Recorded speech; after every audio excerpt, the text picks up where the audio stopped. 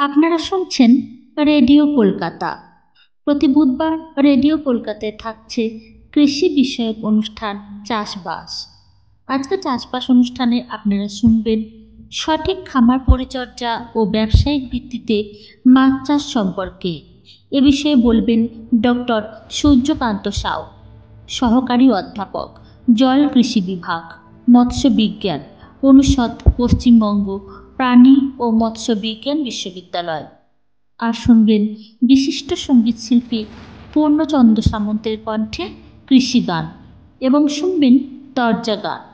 অনুষ্ঠানটি সাক্ষাৎকার গ্রহণ ও উপস্থাপনায় থাকবেন পবিত্র কুমার মণ্ডল, সম্পাদনায় শাসমিক চক্রবর্তী, অলঙ্করণে তনুশ্রী দে, সম্প্রচার সহায়তায় শ্রুতি মজুমদার। অনুষ্ঠানটি প্রযোজনা করেছেন রাজেশ্বর সাহা।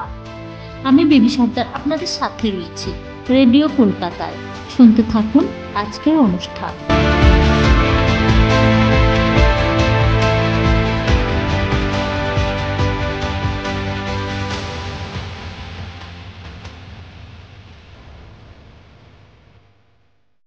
গ্রাম বাংলার সকল শ্রোতা বন্ধুকে অনেক অনেক শুভেচ্ছা ও ভালোবাসা জানিয়ে শুরু করছি আজকের অনুষ্ঠান। শ্রোতা বন্ধুরা, আজ শুনবেন সঠিক খামার পরিচর্যা ও ব্যবসায়িক ভিত্তিক মাছ চাষ এই বিষয়ে একটি আলোচনা। আমাদের সাথে বিশেষজ্ঞ হিসেবে রয়েছেন পশ্চিমবঙ্গ প্রাণী ও মৎস্য বিজ্ঞান বিশ্ববিদ্যালয়ের মৎস্য বিজ্ঞান অনুষদ, পশ্চিমবঙ্গ প্রাণী ও মৎস্য বিজ্ঞান বিশ্ববিদ্যালয়ের জল কৃষি বিভাগ, মৎস্য বিজ্ঞান অনুষদ এর সহকারী অধ্যাপক ডক্টর সূর্যকান্ত সাউ। নমস্কার ডক্টর সাউ। নমস্কার। হ্যাঁ, আজকের আমাদের বিষয় লিখেছি যে সঠিক খামার পরিচর্যা ও ব্যবসায়িক ভিত্তিক মাছ চাষ। তো একটু যদি প্রথমে বলেন যে যে ব্যবসায়িক ভিত্তিতে মাছ চাষ বলতে আমরা ঠিক কি বুঝি? ওকে, প্রথমে সকল চাষি বন্ধুদের নমস্কার জানাই। তো ব্যবসায় ভিত্তিক মাছ চাষ বলতে এটা বোঝা যায় যে যেভাবে মাছ চাষ করলে কিছু ব্যবসা হবে, অর্থাৎ ব্যবসা বলতে মুনাফা। তো সেই মুনাফা অর্জন করার জন্য আমাদের মাছ চাষের সঠিকভাবে মাছ চাষ করা দরকার, সঠিক বিজ্ঞানসম্মত পদ্ধতি অবলম্বন করা দরকার। এবং সঠিক পদ্ধতি বলতে খামার পরিচর্যা খুব গুরুত্বপূর্ণ বিষয়। সঠিক খামার পরিচর্যা করা দরকার, তার মাধ্যমে মানে কিন্তু আপনি আমরা বলছেন যে মাছ চাষ তো আমরা সবাই করে থাকি, কিন্তু এখানে আমাদেরকে মানে একটা ব্যবসা ভিত্তিক, এখন তো যে কোনো ধান চাষ বলুন বা অন্যান্য চাষবাস বলুন, সেখানেও তো অবশ্যই মুনাফা দরকার, না হলে তো কৃষক বন্ধুরা চাষবাসও করবেন। সেই জন্য আপনি স্বাভাবিক বলছেন স্বাভাবিক। যাতে করে মুনাফাটা বেশি আসে এবং বিজ্ঞান ভিত্তিক চাষবাস, তাই তো? অবশ্যই একটু যদি অবশ্যই। আমাদেরকে বুঝিয়ে বলেন। হ্যাঁ। আচ্ছা, তো সেই ব্যবসায় ভিত্তিক যদি মাছ চাষ করতে হয়, যেটা আমি বলছিলাম যে হুম হুম। বিজ্ঞানসম্মত পদ্ধতি অবলম্বন করে সঠিক খামার পরিচর্যা করা দরকার। তো পুকুরে মাছ ছাড়বো, মাছ ছাড়লেই মাছ ভালো ফলন হবে, মুনাফা হবে, সেটা নয়। সেটা করতে গেলে আমাদের খামারকে সঠিকভাবে পরিচর্যা করতে হবে। অর্থাৎ পুকুরে মাছ ছাড়ার আগে আমাদের বেশ কিছু কাজ থাকে, সেগুলো খুব করা দরকার, তারপরে মাছ ছাড়া উচিত। হ্যাঁ হ্যাঁ, একটু যদি বলেন হ্যাঁ, যে। আবার হ্যাঁ, উম, এবার আমরা পুকুরে মাছ ছাড়ার আগে আমরা কি কি খামার করছি সেগুলো খুবই আবশ্যিক থাকে। উদাহরণস্বরূপ দেখুন, যদি আমি কৃষক বন্ধুদের কথাই ভাবি, যে ধান চাষ করবো সাপোজ। তো ধান হুম চাষ হুম। করতে গেলে ধান তো রোপণ করা হয় না, চারা ধান রোপণ করে দিলে ধান হবে। রোপণ করার আগে মাটিটা সঠিকভাবে পরিচর্যা করা থাকে, তার আগে সার ইত্যাদি দেওয়া থাকে, দিতে হয় জৈব সার, অজৈব সার, তারপরে ধান রোপণ করা হয়, যেমন ফলন সঠিক পাওয়া যায়। তো হুম সেরকম ভাবে পুকুরের যে পুকুর পুকুরের হুম। পরিবেশটা আমাকে ঠিকঠাক রাখতে হবে। অর্থাৎ পুকুরে কি কি পরিবেশের মধ্যে পড়ে? পুকুরের পাড়টা খুব উঁচু হতে হবে, যাতে বর্ষাকালে একটু সামান্য বৃষ্টি হলে বাইরে থেকে জল না ঢুকে যায়। সেটা 1 নম্বর। 2 নম্বর, পুকুর পাড়ে বড় গাছ, বিশেষ করে পুকুরের দক্ষিণ পাড় এবং পূর্ব পাড়ে উঁচু গাছ থাকা চলবে। উঁচু গাছ থাকলে কি সমস্যা হয়? উঁচু গাছ থাকলে সে গাছের ছায়া পুকুরে যদি এসে পড়ে, তাহলে কিন্তু অনেকগুলো প্রবলেম চলে আসে। কারণ পুকুরে মাছ বেঁচে থাকার জন্য দ্রবীভূত অক্সিজেন দরকার। দ্রবীভূত অক্সিজেন উৎপাদন করার জন্য কিছু উদ্ভিদ কণা পুকুরে জন্মগ্রহণ করে। আমার সেই হুম। উদ্ভিদ কণাগুলো তার সূর্য জন্য আলোকে সূর্যের আলো প্রয়োজন। হুম খুবই আলো প্রয়োজন। এটা হুম একটা ব্যাপার থাকে। আরেকটা যেটা হুম ব্যাপার থাকে, পুকুর মানে দেখবেন জলের একটা পিএইচ বলে একটা কথা রয়েছে, যেটা হুম হুম। আমাদের আদর্শ জলের পিএইচ ঠিক হচ্ছে মান। হ্যাঁ হ্যাঁ। মান 7.5 থেকে 8.5। কিন্তু পুকুরের প্রবণতা থাকে জলের পিএইচটা কমে যাওয়া। ফলে পুকুরের জলের পিএইচ কে সঠিক করার জন্য আমাদের পুকুরে চুন প্রয়োগ করতে হবে। চুন প্রয়োগ করে আমাকে জলের পিএইচটা 7.5 থেকে 8.5 এর মধ্যে নিয়ে আসতে হবে, তাহলে কিন্তু মাছ সঠিকভাবে থাকতে পারবে। এছাড়া আমাদের উদ্ভিদ কণা প্রাণী কণা যাতে সঠিকভাবে জন্মায় তার জন্য কিছু জৈব সার, কিছু অজৈব সার ইত্যাদি দেওয়ার প্রয়োজন হয়ে পড়ে।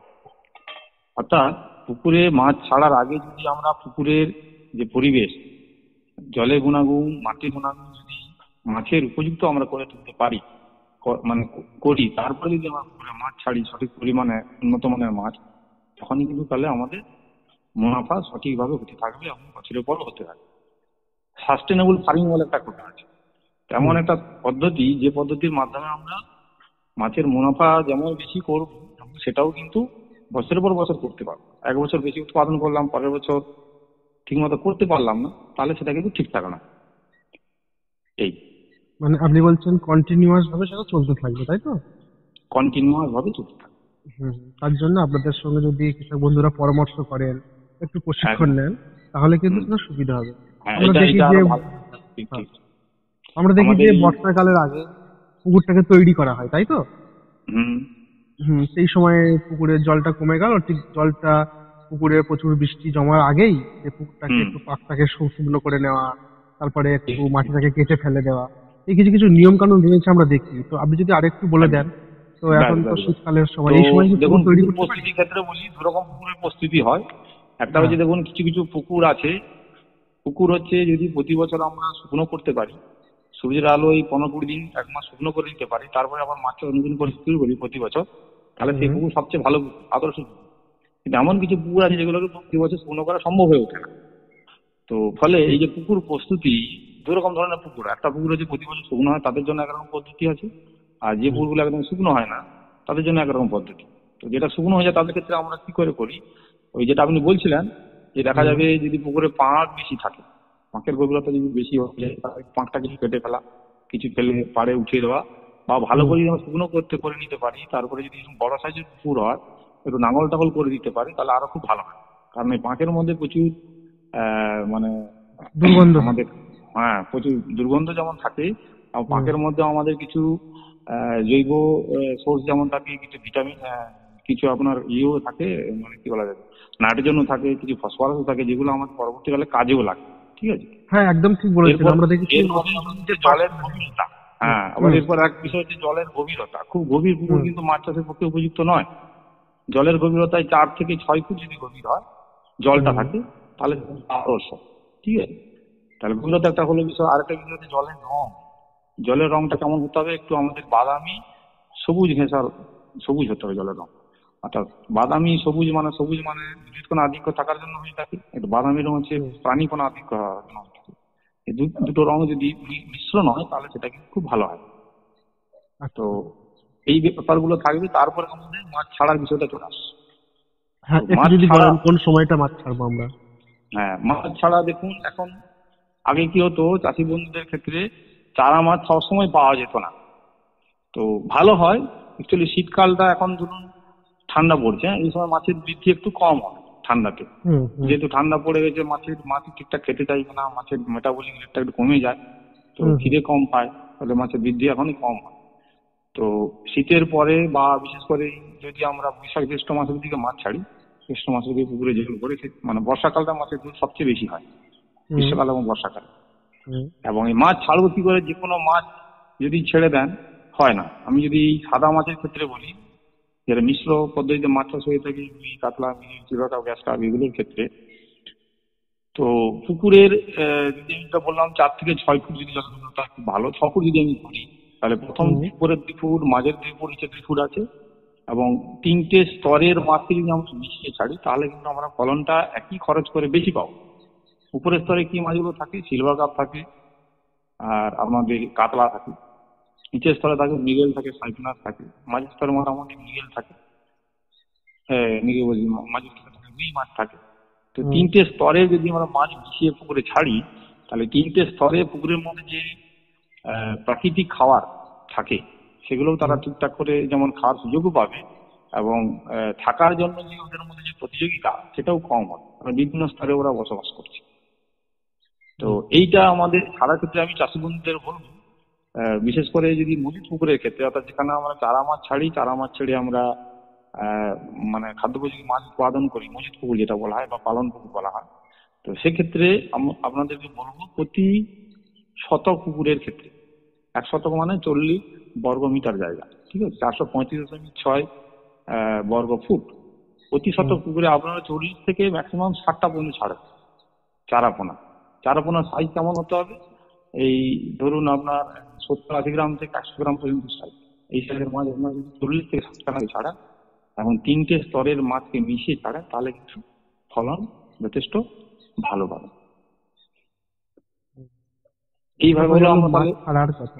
ছাড়া হলো। এবার মাছ ছাড়ার পরে অনেক চাষি বন্ধুরা আছেন, মানে আমরা দেখেছি গ্রামের দিকে বিশেষ করে, অনেকে যেমন কিছুটা ব্যবসায়িক যে ফলন করেন, অনেকে সাধারণত মাছ পেলেন, কিছু ছেড়ে দিলেন, বাড়ির প্রয়োজনে মাছ ধরে খেলেন বা একটু অতিরিক্ত হলে কিছু বাজারজাত করলেন।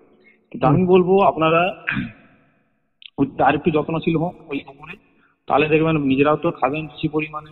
অবশ্যই মাছ আমাদের বেশি খাওয়া দরকার, কারণ প্রাণীজ প্রোটিন, বিশেষ করে মাছের মতো যে প্রোটিন, সহজ পাচ্য প্রোটিন, এটা আমাদের স্বাস্থ্য ভালো রাখার জন্য, বাড়ির সবাই সুস্থ থাকার জন্য আপনাদের যেমন কাজে লাগবে, তার সঙ্গে সঙ্গে অতিরিক্ত মাছ বাজারজাত করেও আপনারা অতিরিক্ত মুনাফাও করতে পারবে। তো যেটা করতে হবে, মাছ ছাড়ার পরে মাছটা কিন্তু সঠিক গুণগত মানের মাছ ছাড়তে হবে। ছাড়ার পরে আপনাদের কিন্তু প্রতিদিন খাওয়ার দিতে হবে, খাওয়ারও কিন্তু পুষ্টিকর খাবার। পুষ্টিকর খাবার কাকে বলবো? বিশেষ করে রুই কাতলা মিলে মাছের ক্ষেত্রে আমাদের যে খাবার তৈরি হয়, খাওয়ার মুখ্য উপাদান হচ্ছে প্রোটিন, এবং সেই প্রোটিনের ভাগটা বেশি টাকা লাগবে না, 22 থেকে 24%, 25% মধ্যে যদি প্রোটিন থাকে সেটা যথেষ্ট। প্রোটিন থাকবে, কিছু ফ্যাট থাকবে। বাজারে কিছু খাবার কিনতে এমনিতে পাওয়া যায়, না হলেও আপনার নিজেরাও খাবার বানাতে পারেন। সর্ষের খোল, একটু মানে আমাদের কিছু মাছের খাবারও পাওয়া যায়, ফিশ মিল বলা হয়, সেগুলো অল্প পরিমাণে মিশিয়ে একটু ডিওয়ালা রাইস ব্র্যান ওগুলোকে মিশিয়ে আপনারা খাবার তৈরি করতে পারেন। তো ওই খাবারে কি হয়, কিছুটা খাবার ওয়েস্টেজ হয়ে যায়। মার্কেটের খাবার কিনলে খাবারের ওয়েস্টেজটা কম হয়, কারণ তারা খাবারের মধ্যে কিছু বাইন্ডার জাতীয় জিনিস দিয়ে থাকে, ফলে লিকেজটা কম হয়, এইসব ব্যাপারগুলো থাকে। তো নিয়মিত আপনাদের খাবার দিতে হবে, এটা একটা খুব গুরুত্বপূর্ণ জায়গা। খাবার কত পরিমাণে দেবেন? তো যেটা আমি বলছিলাম যে যদি 40 থেকে 60টা, যদি 50টা আপনি মাছ ছাড়ছেন, উদাহরণস্বরূপ ধরে নিলাম একটা মাছের ওজন 80 গ্রাম করে, তাহলে 50টা মাছের ওজন কত হচ্ছে? 80 গুণিত 50, তাহলে কত? 4 কেজি মাছ হচ্ছে। ঠিক আছে, 4 কেজি মাছ হচ্ছে। 1 বিঘা পুকুর হয়, 1 বিঘা পুকুরের কত বলা হয়? 33.5 শতক বলা হয় কাছাকাছি। তাহলে 1 বিঘা পুকুরে আমরা কত কেজি মাছ ছাড়ছি? প্রায় 1 কুইন্টাল কাছাকাছি মাছ ছাড়ছি, 1 কুইন্টাল 20-30 কেজি মাছ। ঠিক আছে, এই উদাহরণস্বরূপ এটা আমি ধরি, ধরুন 1 কুইন্টাল মাছ ছেড়েছি। সেই 1 কুইন্টাল মাছের জন্য আমাদের খাবার কিন্তু শুরুতে এই প্রতিদিন প্রায় 5 থেকে 6 কেজি হারে খাবার দিতে হবে। এবং দেখতে হবে খাবারটাও খাচ্ছে কিনা, তারও কিছু পরীক্ষার ব্যাপার রয়েছে। শীতকালে যেমন খাবার একটু কম খাবে, এখন যদি খাবার দিতে হয়, এখন হয়তো সেই অন্য সময় যদি 6 কেজি খেত, এখন হয়তো খাবে 3 কেজি 4 কেজি। ঠান্ডা পড়েছে, সেটাকেও মাথায় রাখতে হবে, তাই তো? সেটাকেও মাথায় রাখতে হবে, ব্যবসায়ী তো লস হয়ে যাবে না। লস হয়ে যাবে, কারণ খাবারটা আপনি দিচ্ছেন পুকুরে, মাছ খাচ্ছে না, তার মানে খাবার কেনার একটা খরচ রয়েছে, বানানোর খরচ রয়েছে, সেটা আপনার কিন্তু নষ্ট হচ্ছে, ওয়েস্টেজ হয়ে যাচ্ছে। আচ্ছা, আরেকটা বিষয় আপনার থেকে জানতে চাইবো, আপনি যে বলছিলেন যে মাছ যখন ছাড়ার সময় সঠিক গুণগত মানটাকে দেখে নিতে হবে, তো একটু যদি বলে দেন যে তারা কোন কোন জিনিসটাকে দেখে নেবে? ঠিক, খুব ভালো, একটা ভালো জিনিস আপনি স্থাপন করেছেন। গুণগত মান একটা খুব ব্যাপার আছে। ধরুন আমি আপনাদেরকে চাষি বন্ধুদের উদ্দেশ্যে বলবো, আমরা যদি আমাদের মানুষদেরকে দিয়ে তুলনা করি, দেখবেন কিছু মানুষ আছেন কি বলবো, অনেকে খুব রুগ্ন গোছের, ভালো খাওয়া দাওয়া করলেও ঠিক চেহারা আছে। আবার অনেকে দেখবেন না খেয়েও দেখবেন একটু মোটাসোটা থাকছে, অনেকে আবার দেখুন লম্বা আছে, অনেকে আবার বেঁটে। তো সেইরকম এটার সঙ্গে কি একটা আছে আমাদের জেনেটিক্সের ব্যাপার যুক্ত। তো সেরকম মাছের ক্ষেত্রেও একই জিনিস। তাহলে আপনি যে মাছটাকে নিয়ে লালন পালন করবেন, সেই মাছের সঠিক জাতের মাছ, তো সব রুই মাছ সমান নয়, এটা মাথা রাখবেন চাষি বন্ধুরা। সব কাতলা মাছ সমান নয়, কিছু রুই মাছ আছে তাড়াতাড়ি বাড়বে, কিছু রুই মাছ আছে তাড়াতাড়ি বাড়বে না, জেনেটিক্সের ব্যাপার রয়েছে। ফলে চাষি বন্ধুদেরও বলবো, অনেক সময় দেখা যায়, দেখবেন অনেকে আমি দেখেছি যে এই যে ধরুন ডিম পোনা গুলো যদি আপনি চৈত্র মাসের দিকে বা বৈশাখ মাসের প্রথম দিকে হয়, 1 বাটি ডিম পোনার দাম প্রায় 800 থেকে 1200-1500 টাকা পর্যন্ত থাকে। 1 বাটি মানে প্রায় 50,000 ডিম পোনা এবং এটা যখন আপনি আষাঢ় মাস চলে যাবেন, সেই একবারে ডিম পানার দাম হয়ে যাবে 100 থেকে 150 টাকা, 200 টাকা। তার মানে কি, এই প্রথমের দিকে চৈত্র মাস শুরুর দিকে মাঝামাঝি থেকে শুরু করে বৈশাখ মাসের সময় ওই সমস্ত মাছের ডিম থেকে ডিম পানা তৈরি হয় যে মাছের সাইজগুলো একটু বড়। যখন বর্ষাকাল শুরু হয়ে যায়, ছোট ছোট মাছের পেটে ডিম চলে আসে, এবং সেখান থেকেও কিছু হ্যাচারি ওনারা আছেন, ওনারাও কিন্তু ডিমকে ফুটে ডিম পানা বিক্রি করে তৈরি করে দিচ্ছেন। ফলে ওই যেহেতু ছোট মাছ থেকে ওগুলোকে প্রজনন করানো হয়েছে, ফলে সেই ওখান থেকে উৎপাদিত যে মাছ ডিম পানা থেকে পরবর্তীকালে ধানিপনা থেকে চারাপনা, সেই চারাপনা যদি পুকুরে আপনি ফেলেন, ন্যাচারালি কিন্তু স্বভাবতই তার বৃদ্ধি কিন্তু কম। তবে এটা মনে রাখতে হবে। তাহলে চাষি বন্ধুদের বলবো, চারাপোনা একটু দেখে কিনবেন। বিশেষ করে দেখবেন আপনার এলাকাতে একটু যারা ভালো চাষি আছেন, অনেক ধরে চাষবাস করছেন, তাদের সঙ্গে একটু কানেকশন করবেন।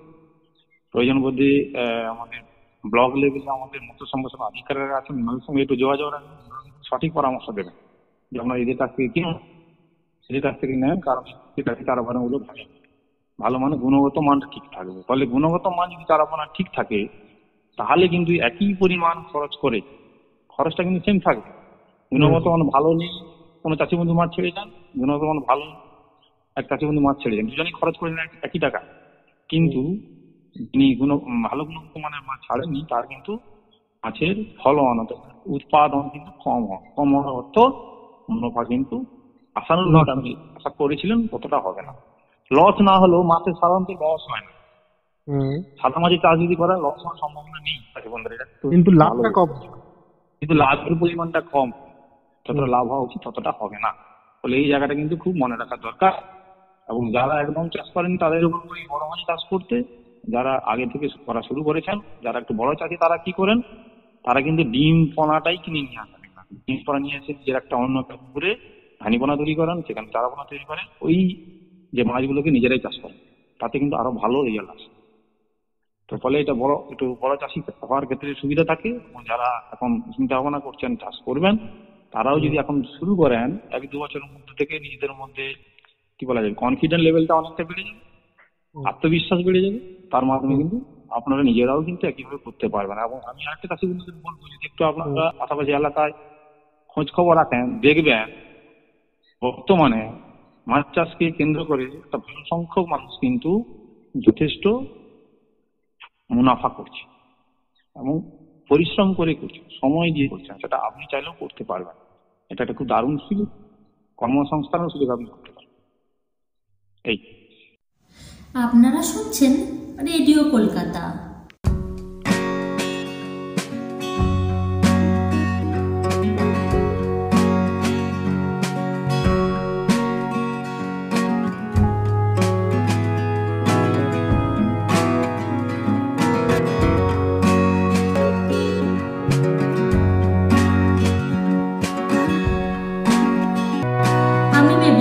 আপনাদের সাথে রয়েছে রেডিও কলকাতা।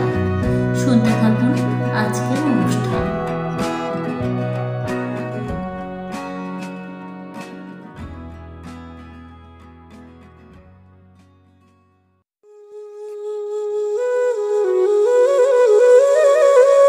এখন শুনবেন বিশিষ্ট সঙ্গীত শিল্পী পূর্ণচন্দ্র সামন্তের কণ্ঠে কৃষি গান।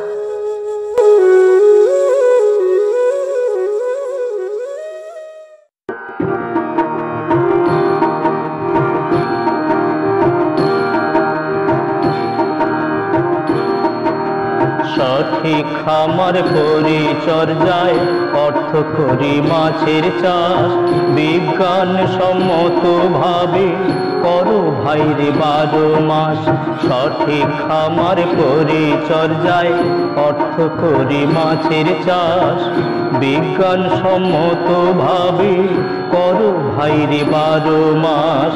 গানে গানে মৎস্য চাষের দিচ্ছে কিছু আভাস, সঠিক খামার পরিচর্যায় অর্থ করি মাছের চাষ।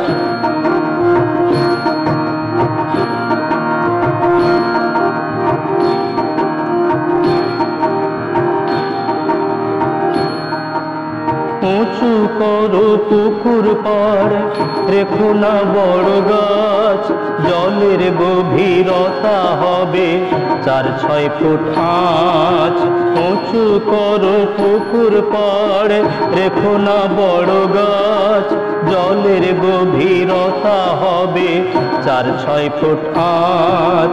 পুকুর তৈরি করবে যখন গ্রীষ্ম অবকাশ, সঠিক খামার পরিচর্যায় অর্থ করি মাছের চাষ।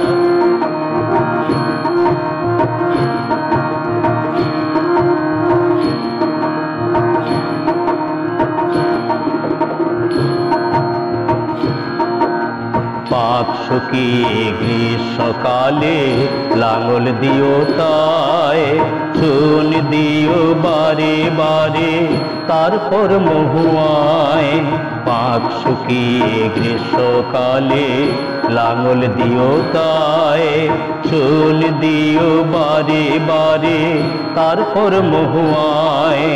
পরিচর্যা করো পুকুর জলজ প্লাঙ্কটন, পরিচর্যা করো পুকুর জলজ প্লাঙ্কটন। চারা পোনা ছাড়ো যেন গুণমান হয় উত্তম, চারা পোনা ছাড়ো যেন গুণমান হয় উত্তম। জৈব অজৈব সার দিও জলে বারে বার, জৈব অজৈব সার দিও জলে বারে বার। পিএইচের মান যেন রয় 7-8.5 হার, পিএইচের মান যেন রয় 7-8.5 হার।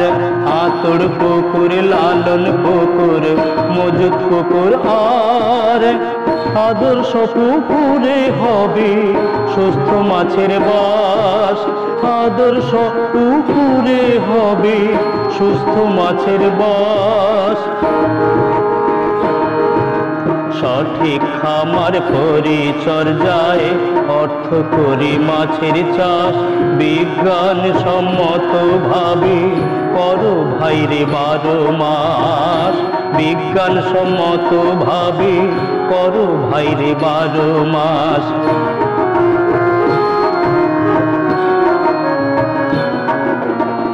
40 বর্গ মিটার হবে পুকুরের আয়তন, 40 বর্গ মিটার হবে পুকুরের আয়তন। প্রোটিন ও ফ্যাট রাইজোবিয়াম করো খাদ্যে যতন, প্রোটিন খাদ্য রাইজোবিয়াম করো খাদ্যে যতন। ফিশমিন দাও গোবর ফসফেট আর খৈলের পচন। 100 কেজি মাছের খাদ্য 5-6 কেজি হারে, 100 কেজি মাছের খাদ্য 5-6 কেজি হারে।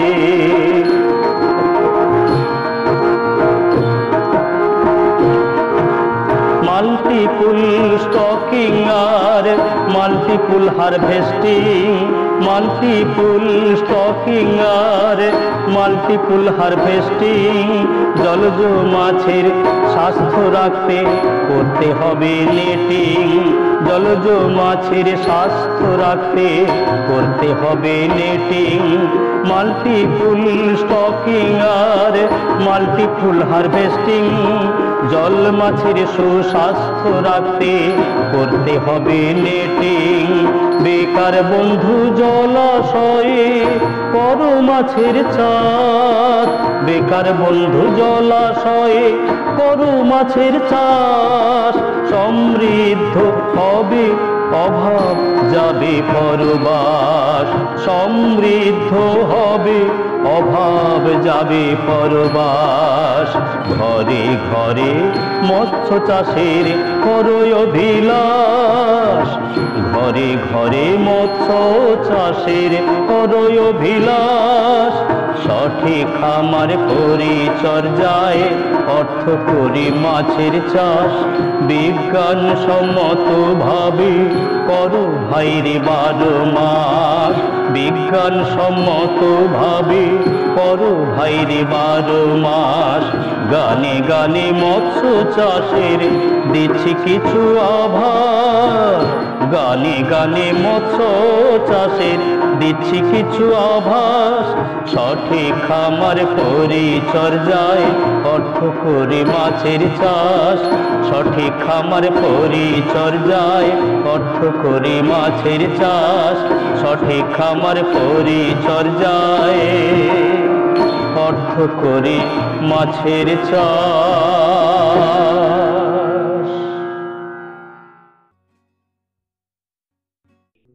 এবং সঠিক পরিচর্যা করলেও কিন্তু ভালো মুনাফা অর্জন করা সম্ভব, তাই তো?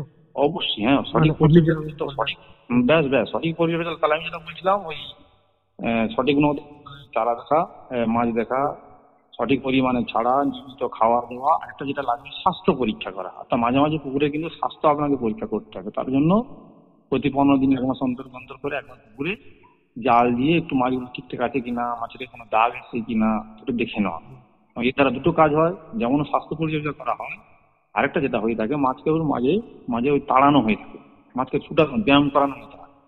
একটু মাছ ছোটাধুলা করবে একটু, তার মাছের আরো খাওয়ার প্রবণতা একটু বাড়বে, তো এতে মাছের বৃদ্ধিটা কিন্তু ভালো হয়। এটা একটা ব্যাপার। আর মাঝে মধ্যে কি জল পরীক্ষা করার প্রয়োজন হয়? পুকুরের জলটা ঠিক কেমন আছে? হ্যাঁ, এটা একটা ভালো বলেছেন। জল পরীক্ষা করার গুলোর মধ্যে আমরা কি করব, আমাদের মুখ্যত যেটা করতে হয়ে থাকে জলের পিএইচ। জলের পিএইচ আমি যেটা শুরুতে বলছিলাম 7.5 থেকে 8.5, এটা হচ্ছে জলের আদর্শ পিএইচ। এটা যদি থাকে রাখতে হবে। সাধারণত জলের পিএইচ কমে যায়। রেঞ্জ কেন বললাম, কারণ জলের পিএইচটা যদি আমি সকালবেলা মাপি কম আসবে সূর্যোদয়ের আগে আগে, যদি আমি বিকেলবেলা 2-3টের সময় মাপি জলের পিএইচ বেশি আসবে। এখানে 7.5 থেকে 8.5 এই রেঞ্জের মধ্যে বলেছে। তো এই কারণে দেখা যায় জলের পিএইচ সাধারণত কমের দিকে চলে আসে।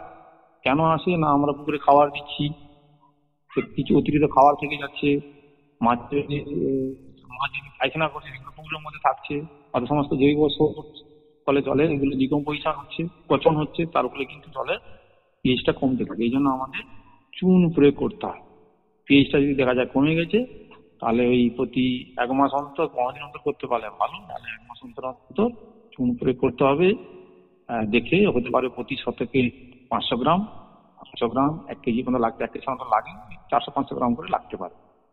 সেটা দিতেই হবে। জলের পিএইচটা যদি আমরা ঠিক রাখতে পারি, তাহলে আরো অনেকগুলো যে উপাদান আছে, অ্যালকালিনিটি আছে, ক্ষরতা আছে, এগুলো সব ঠিকঠাক থাকে। আরেকটা গুরুত্বপূর্ণ উপাদান আছে জলে, দ্রবীভূত অক্সিজেন কত আছে। জলে যদি দ্রবীভূত অক্সিজেন কমে যায় খুব সহজে বোঝা যাবে। অক্সিজেন লেভেল কমে গেলে মাছ দেখবেন জলের পরিস্থিতি রয়েছে ভাসতে শুরু করবে। তো সেটা বাড়ানোর উপায় হচ্ছে যদি পাম্প জাতীয় কিছু ব্যবস্থা থাকে, পাম্প সেট চালিয়ে দেওয়া, জলটাকে একটু ঝাঁকুনি দিতে হবে, তাহলে কিন্তু জলের অক্সিজেন লেভেলটা বেড়ে যায়। একদম একদম। কিন্তু জলের পিএইচ কমে গেলে সহজে বুঝতে পারবে না, কোনো লক্ষণ তো হয়তো দেখা যাবে না, কিন্তু এতে কি হবে, মাছের বৃদ্ধি কিন্তু ব্যাহত হবে। অর্থাৎ যতটা মাছ বাড়া উচিত ছিল ততটা বাড়বে না। একদম। এখন দেখছি যে জালের খাঁচায় মাছ চাষের একটা প্রবণতা চলছে। এমনি যদি আপনি কিছু বলবেন, কারণ আমরা দেখেছি সুন্দরবনের প্রত্যন্ত অঞ্চলে দেখছি যে তারা এই ধরনের কাজগুলো করছে, এবং মাল্টিপল স্টকিং এবং মাল্টিপল হারভেস্টিং এটা একটা বিষয় আছে। যদি সংক্ষেপে বলে যান, কারণ আমরা তো অনুষ্ঠানে একটু এগিয়ে গেছি। মাল্টিপল স্টকিং, মাল্টিপল হারভেস্টিং যে বিষয়টা, অর্থাৎ আমরা একটা পুকুরে কি হয়, আগে যেটা হতো বছরে একবার মাছ ছাড়বো এবং একবার মাছ ধরবো, এতে যতটা লাভ হয় সেটাকে না করে যদি আমরা একটা পুকুরে অনেকবার মাছ ছাড়ি, সারা বছর অনেকবার মাছ দিই, তাতে লাভের পরিমাণটা একটু বেশি হয়। কি বিষয়টা, কারণ অনেকবার ছাড়ছি অনেকবার উঠাচ্ছি কেন, আমি বলছিলাম শতক প্রতি 40 থেকে 60 খানা চারা মাছ ছাড়া কথা। আবার মাল্টিপল স্টকিং এর মধ্যে তখন আমি যখন 40টা বা 60 খানা মাছ ছেড়েছি, 60 খানা মাছ থেকে একই রকম বাড়বে না, তাদের মধ্যে কিছু মাছ আছে বেশি বেড়ে যাবে, কিছু মাছ কম বাড়বে, কারণ এটা থাকে একটু। তো ফলে যখনই যে মাছগুলো একটু বড় সাইজ হয়ে যাচ্ছে সেগুলোকে আমরা তুলে ফেলছি, একটা হারভেস্ট হলো, আবার 2 মাস পরে যেগুলো বড় হয়ে যাচ্ছে তুলে ফেলছি। অনুরূপ ভাবে যেহেতু কিছু মাছ আমরা তুলে ফেলছি, তাহলে মাছও আমরা কিছু আবার পুকুরে নতুন করে ছেড়ে দিলাম। এইটা হচ্ছে মাল্টিপল স্টকিং, মাল্টিপল হারভেস্টিং। আরেকটা এই খাঁচাতে মাছ চাষটা হচ্ছে সুন্দরবনের দিকে, বিশেষ করে নোনা জলের দিকে, এবং আমাদের আমাদের বিশ্ববিদ্যালয়ের পক্ষ থেকেও একটা খাঁচাতে মাছ চাষ করার জন্য ভেটকি মাছের চাষ চলছে পরীক্ষামূলক ভাবে, এবং খুব এর যদি দেখা যায় রিপোর্ট, কি বলা যায়, রেজাল্ট দেখা যায়, ফল খুব ভালো পাওয়া যায়। হ্যাঁ, খুব ভালো হচ্ছে। ফলে খাঁচাতে চাষ করলে কি, খাঁচাতে কোথায় চাষ করা হয় যেখানে অনেক বড় জলা, বিশাল বড় এরিয়া রয়েছে, সেখানে যদি আপনি মাছ ছাড়েন, আপনি যে মাছ ছাড়বেন সেই মাছকে ধরতে পারবেন না, অনেকটা বড় এলাকার মধ্যে যে কোথায় চলে যাবে ঠিক নেই। ফলে মাছটাকে একটা খাঁচার মধ্যে নির্দিষ্ট করে এই এলাকার মধ্যে সে ঘুরতে থাকে।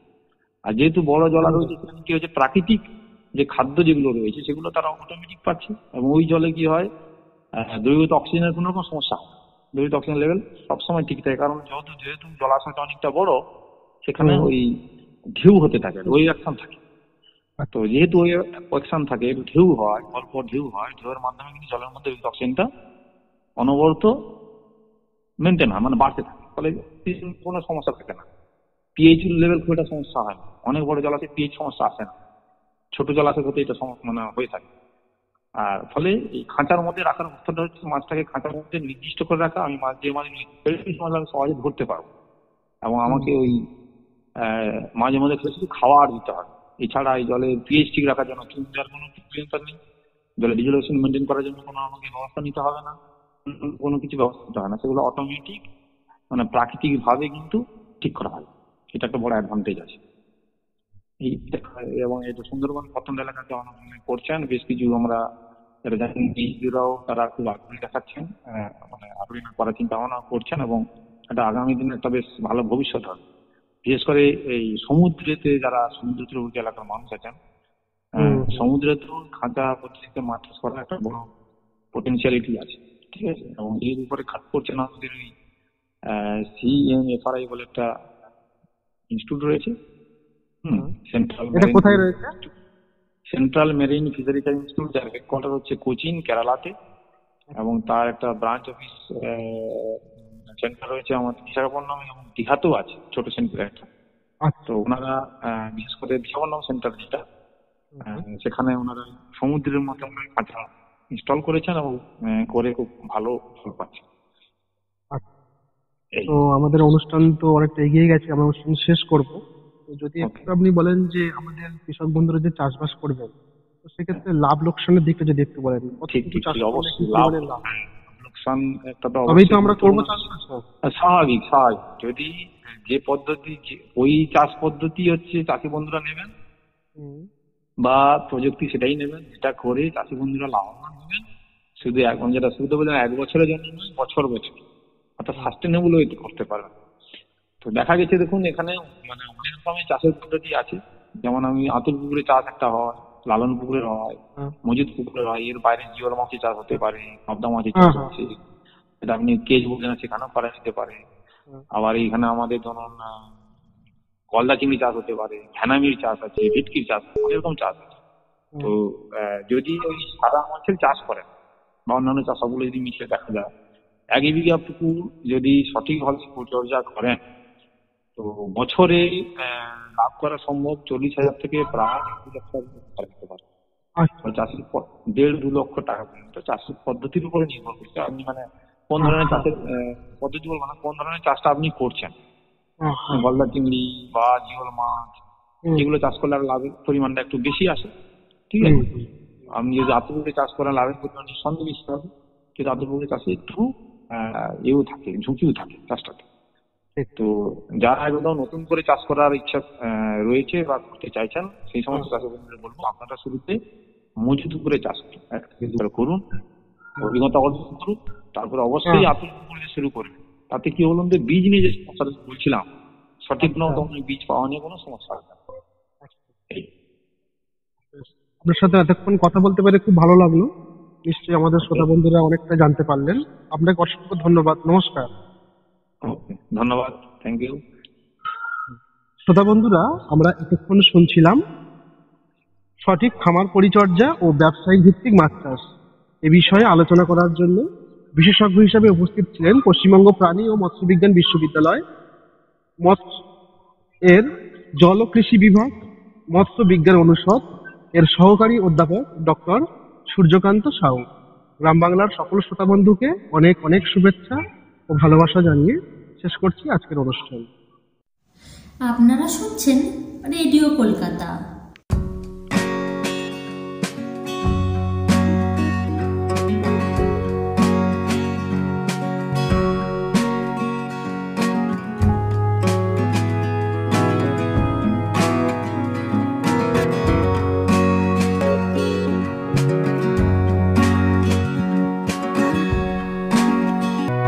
আমি বেবি সরকার আপনাদের সাথে রয়েছে রেডিও কলকাতা। শুনতে থাকুন আজকের অনুষ্ঠান।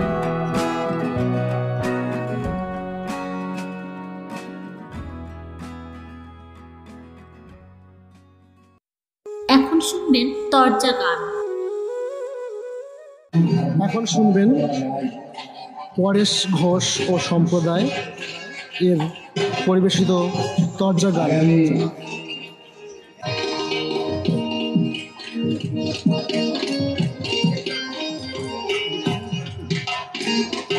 আমার মতো হতো ভাড়া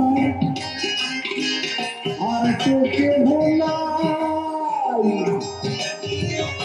নিজের ভাবনা ভেবে ভেবে বেলা বয়ে যায়।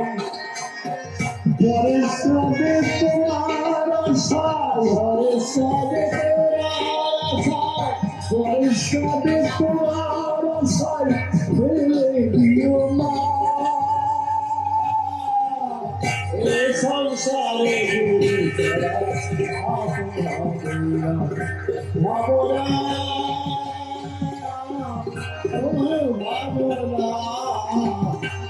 সংসারে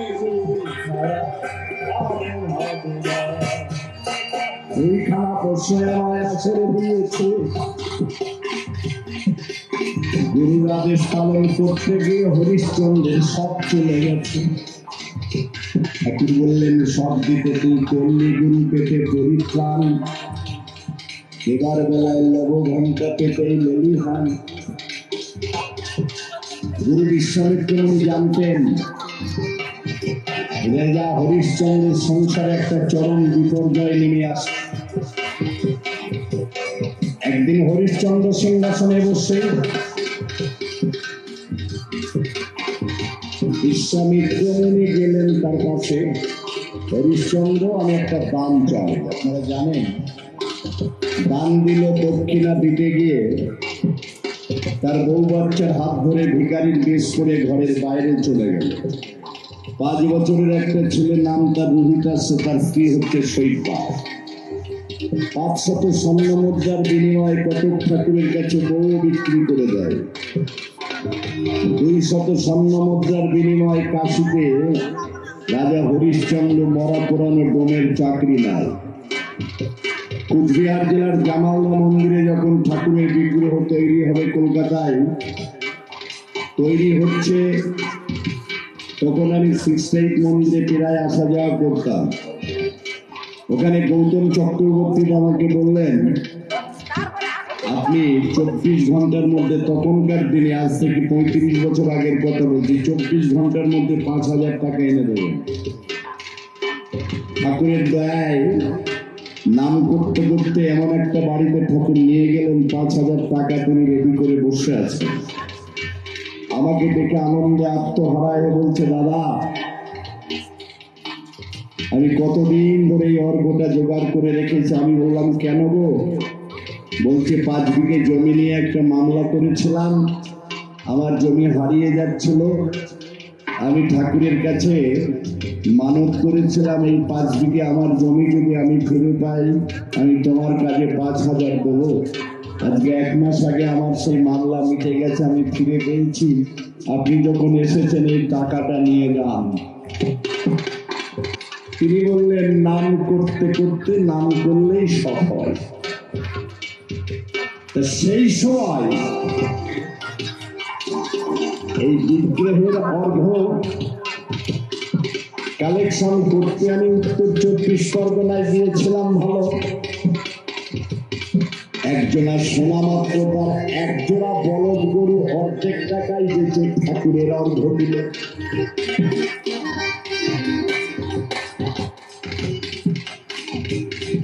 অর্ঘটা নিতে খুব কষ্ট হচ্ছিল, যে বলদের গরু হালের গরু বেঁচে দিল। তবু ভাবছি ঠাকুরের জন্য দিয়েছে, নিশ্চয়ই ভিতরে মঙ্গল আছে।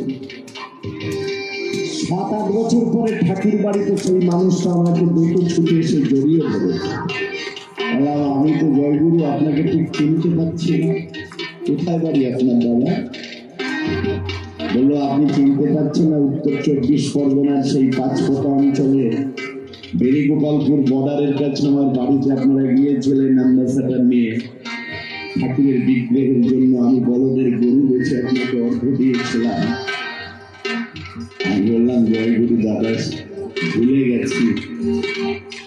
বললো দাদা সেদিন 1 জোড়া বলদ গরু বেছে দিয়েছিলাম, এখন আমার হালে 5 জোড়া বলদ, মানে 5টা বলদের নাওল টানে আমার জমিতে, তখন 1 জোড়ায় পান।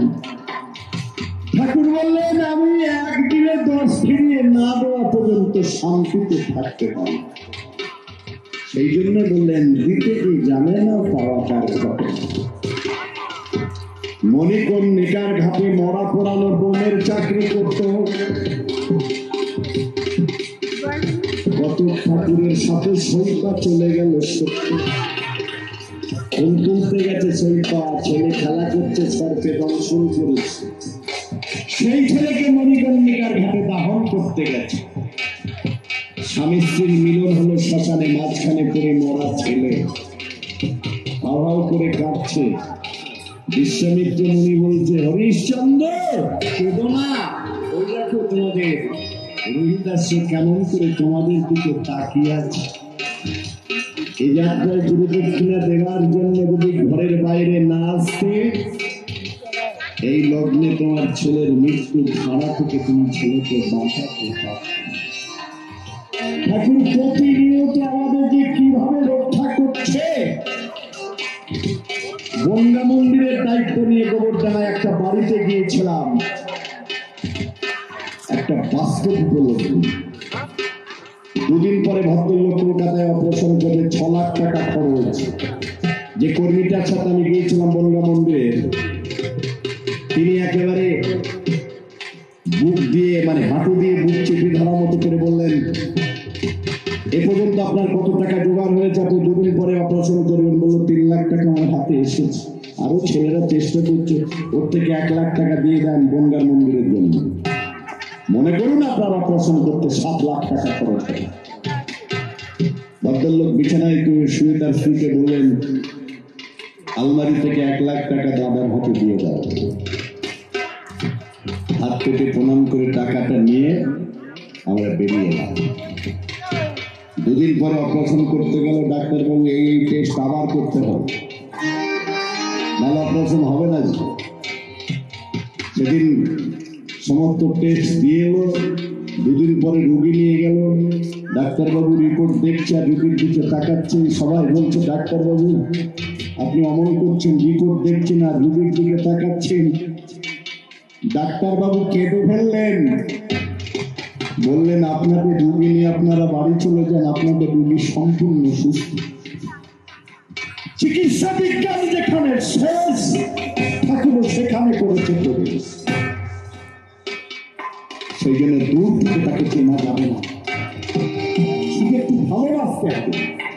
ভালোবাসার টান কর্মে আনে সফলতা, জীবনের উত্থান। ঝাড়রমন ভবের আশা, অজপা নামে করে নেশা। এই অজপা নামটা কি? এটা এখনো অনেকেরই আমাদের অজানা আছে, আমি বুঝতে পারিনি। আমরা যে বীজ নাম পেয়েছি 18 চক্রের বীজ, এই নাম জপ করতে করতে নাম যখন নামের সাথে যুক্ত হয়, নাম নামের সাথে যুক্ত হয়, তখন সাধকের কোনো বাহ্যিক কামনা বাসনা থাকবে না। পাশে মাইক বাজালেও সাধক শুনতে পাবে না। তাই বলছে নাম যখন নামের সাথে যুক্ত হয়, তখন এই জায়গায় একটা সুসু আওয়াজ ওঠে। সাধক যদি নামটা ধরে রাখতে পারে, এখানে অনেক জ্যোতি দর্শন হতে হয়, অনেক জ্যোতি দর্শন করতে পারে। কখনো লাল, নীল, সবুজ, সাধক যদি ধরে রাখতে পারে এই সহস্রার থেকে একটা তরল পদার্থ, মেরুদণ্ডের ভিতরে যে সুষুম্না নারী আছে তার ভিতরে যে নারীটা চিত্রাণী নারী, সেই নারীর ভিতর দিয়ে একটা তরল পদার্থ কুলকুণ্ডলিনীতে ধাক্কা দেয়। ওখানে ধাক্কা দিয়ে আবার ওই পথ দিয়ে সহস্রারে গিয়ে পৌঁছায়। ঠাকুর বলছেন এটা হচ্ছে যমুনার উজান বাওয়া। এরপরেও সাধক যদি ধরে রাখতে পারে ভিতরে জানা হতো না প্রতিনিয়ত ধ্বনিত হচ্ছে, সাধক তখন সেই শব্দ নিজেই শুনতে পারে। ঠাকুর বললেন এটাই হচ্ছে শ্রীকৃষ্ণের বংশীর ধ্বনি, এটাই হচ্ছে শ্রীকৃষ্ণের বংশীর ধ্বনি, যার জন্য ভক্তেরা গান গায়, আমরা সারা জীবন শুনে যাই। চোখ আছে যার আজ দেখে সেই শঙ্খ চক্রধারী, গান আছে যার আজ শোনে সেই অপরূপ বাঁশুরি। কবির সাহেব বললেন, অপরাধ নেবেন না, এটা চক্রতীর্থ বলে তাই আমি বলে যাচ্ছি। কবির সাহেব বললেন যারা মাছ মাংস খায় তারা এই বাঁশির সুর জীবনে কোনোদিন শুনতে পাবে না।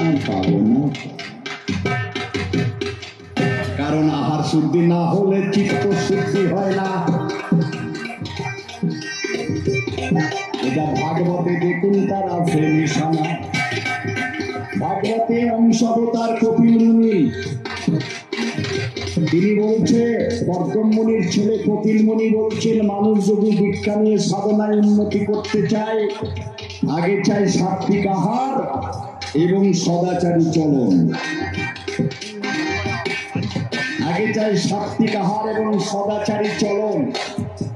এটা যদি চালিয়ে যেতে পারে প্রথমে আসবে আমিত্ব ভাব, তারপরে আসবে অহংকার, তারপরে বৈরাগ্য, তারপরে ভক্তি। ঠাকুর বললেন যতদিন তুমি একটা পিপীলিকার ব্যথা নিরাকরণ করতে না পারছো ততদিন জানবে ধর্মরাজ্যে প্রবেশ করার তোমার কোনো অধিকারই নেই।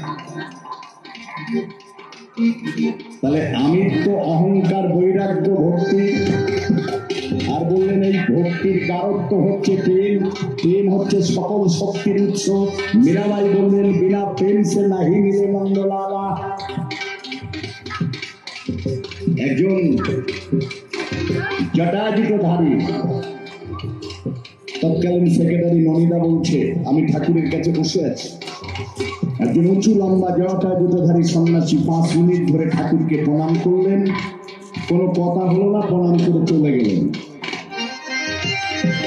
ননিদা বললেন ঠাকুর ও তো কোনো কথা বললো না, চলে গেল। ঠাকুর বললেন এই জীবনে হলো দর্শন, এর পরজন্মে এর অবিগ্রহণ।